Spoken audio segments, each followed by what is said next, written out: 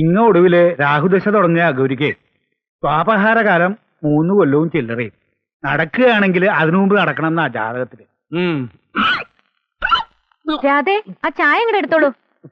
വട ഇനിയും വേണം.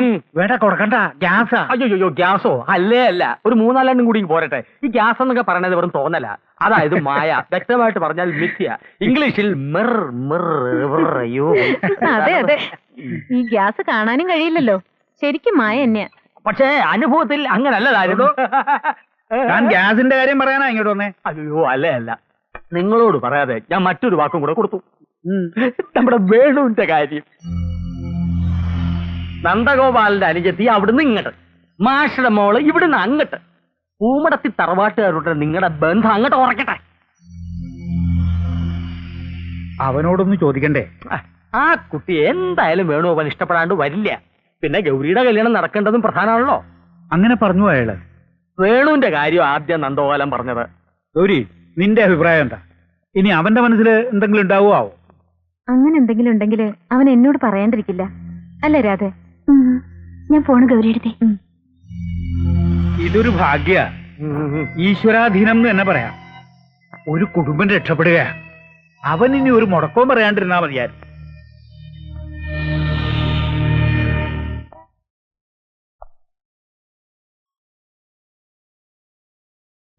രാധ ഒന്ന് കാണായിരുന്നു. ഉണ്ടോന്ന് നോക്കട്ടെ.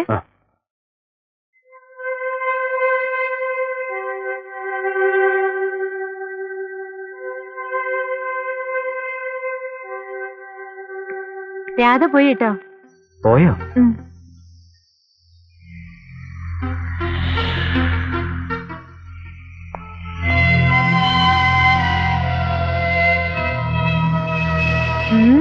ആസ്വദിച്ച് കഴിച്ചോ. ചേച്ചിയുടെ കൈകൊണ്ട് ഉണ്ടാക്കിയതിന്റെ സ്വാദ് ഇനി കുറച്ചു ദിവസം കൂടെ ഉള്ളൂ. ഗൗരിയെടുത്തി ഗൾഫിൽ പോവാ? ഗൗരിയെടുത്തി പോകും. ഓ, കല്യാണം. ഏറ്റവും പോക്ക് ഇന്ന് എന്തൊരു ഉത്സാഹം അല്ലടാ വേണു. 2-3 ദിവസമായി.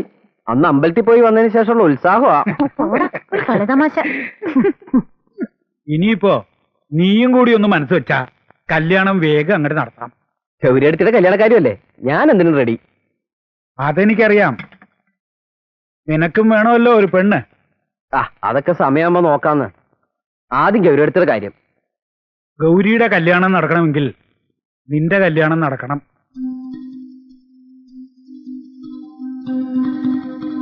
പെൺമക്കള് പുര നിറഞ്ഞു നിന്നാ അതിന്റെ വിഷമം ഒരു അച്ഛനെ അറിയൂ. എത്ര ആലോചനകൾ വന്നവക്ക്, ജാതകം ചേരാണ്ടൊക്കെ മുടങ്ങിയില്ലേ. ഗൗരിയുടെ കാര്യം ആയതുകൊണ്ട് നീ സമ്മതിക്കുമെന്ന് വെച്ച് ഞാൻ വാക്കു കൊടുത്തു. എന്ത്? നന്ദഗോപാലന്റെ അനുജത്തി മിടുക്കിയാണെന്ന് സ്വാമി മാസ്റ്റർ എന്ന് പറഞ്ഞു. നീ ഒന്ന് എന്നെ കാണണം.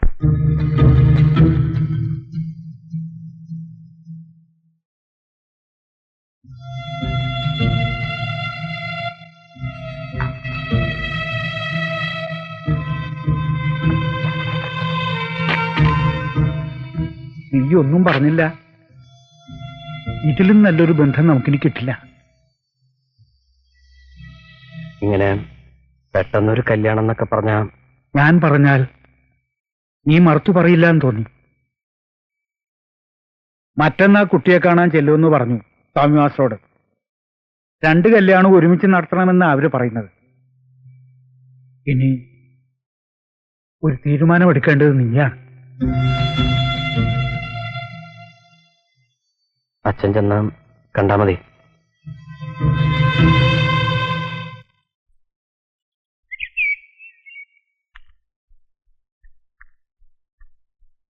അതെ, ഇങ്ങനെ കണ്ണിന്റെ മുമ്പിൽ നിന്ന് ഒഴിഞ്ഞു മാറിയ ജീവിതത്തിൽ നിന്ന് ഒഴിഞ്ഞു മാറാൻ കഴിയുന്നാവും. കഴിയും. ഗൗരിയത്തെ കുറിച്ച് ആലോചിച്ചാൽ മതി. ആ മുഖത്ത് സന്തോഷം കണ്ടപ്പോ ദൈവം നിശ്ചയിതാവും. അതിനെ എതിർക്കാനുള്ള അഹങ്കാരമൊന്നും എനിക്കില്ല. നീ വെറുതെ തത്വജ്ഞാനം പറയാണ്.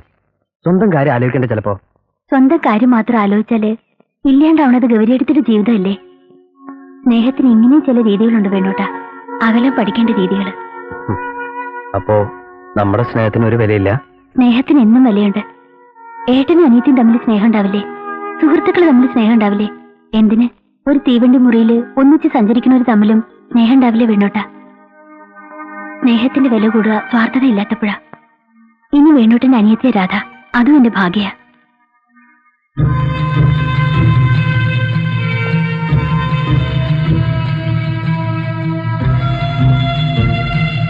പിന്നെ ആ മഹാരാജാവ് ആ മാറിനകത്ത് പോയി. നീ ഇവിടെ ഒന്ന് കളിച്ചു നിൽക്കുക. ഉമ്മർക്ക് ആ ചായ ഒന്ന് കൊണ്ടുപോയി കൊടുക്ക. അതിനവിടെ അയാൾ വന്നിട്ടില്ലല്ലോ. പൂച്ചമാഷും ഒരു വയസ്സിനല്ലേ ഉള്ളൂ. അവർക്ക് വല്യം കൊടുത്താ മതി. പറയണോ ഒന്ന് കേക്കും അമ്മേ. എന്ത് കഷ്ടം ഇത്. പിന്നെ വാ, ചായ കൊണ്ട് കൊടുക്കാം. അവരൊന്നും വേണ്ടാന്നേ. വല്യമ്മ പൊയ്ക്കോളൂ, ഞാൻ വന്നോളാം. പോ. എന്തായാലും വേണുവിനൊന്ന് വരായിരുന്നു. ഇങ്ങനത്തെ ചടങ്ങിലൊന്നും അവന് വിശ്വാസം ഇല്ലാന്ന് ഇപ്പോഴത്തെ കുട്ടികളുടെ ഒരു കാര്യേ. പിന്നെ ഞാൻ പറയുന്നതിനപ്പുറം ഇല്ല അവൻ. അമ്മൂ ദാ വരണോ. കുട്ടി വരുന്നുണ്ട്, നഖശിഖാന്തം കണ്ടോളൂ. അയ്യോ, ഇതെന്താത്? അമ്മൂടെ ഞാനിവിടെ ഉണ്ട്.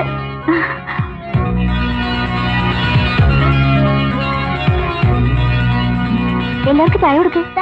എന്റെ അച്ഛന്റെ. ഇപ്പോഴത്തെ കുട്ടികൾക്ക് കാണണം, സംസാരിക്കണം എന്നൊക്കെ ഉണ്ടാവും. ആ അമ്മൂനിനെ കാണണമെന്നോ മറ്റോ ഉണ്ടാവോ? കാണുന്നൊക്കെ നല്ലതാ, സംസാരിക്കണത് നല്ലതാ. നന്ദൻ കണ്ടാലും മതി.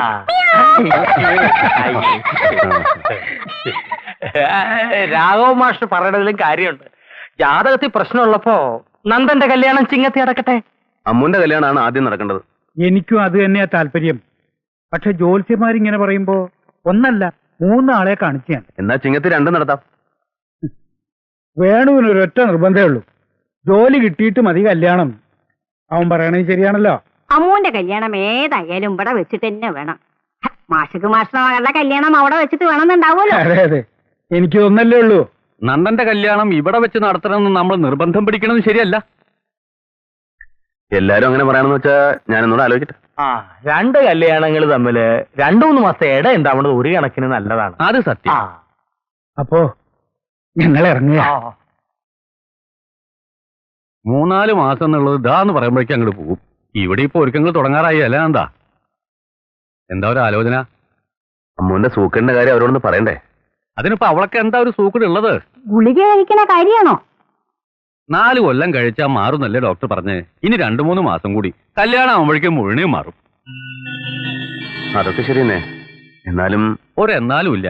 നമ്മൾ നുണയൊന്നും പറയുന്നില്ലല്ലോ. മുത്തിരിക്കാട്ടില് സീതയുടെ സ്ഥിതി എന്തായിരുന്നു? എന്നിട്ട് ഇപ്പോഴോ കുട്ടികൾ 3 വല്ല തകരാറുണ്ടോ? നേരത്തെ പറഞ്ഞു എന്ന് വെച്ചാല് എനിക്കൊരു സമാധാനാവും. അല്ല, ഞാനൊന്ന് ചോദിച്ചോട്ടെ. എന്താണാവോ? ഇപ്പൊ ഇല്ലാത്ത ഈ സൂക്കിനെ പറ്റി എന്തിനാ ഈ വെറുതെ പറയണത്? അത് പറഞ്ഞിട്ട് ഈ ആലോചന വെറുതെ മുടക്കണോ? മുടങ്ങൂന്ന് വെച്ചാ മുടങ്ങട്ടെ. നമ്മൾ പറഞ്ഞു പറ്റിച്ചു നാളെ പറയാൻ ഇടവരരുത്. എന്താ ദൈവം സഹായിച്ച അവൾക്ക് ഒരു അസുഖവും എല്ലാരും കൂടി പറഞ്ഞുണ്ടാക്കാൻ ഞാൻ മതി.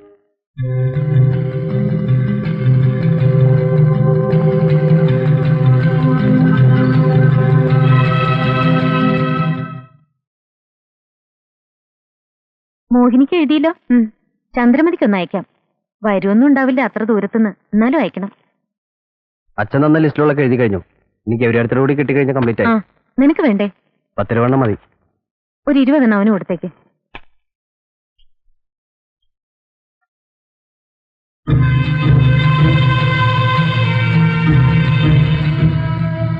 ഇവന്റെ പെണ്ണിനെ കാണാൻ തിരക്കായി എനിക്ക്.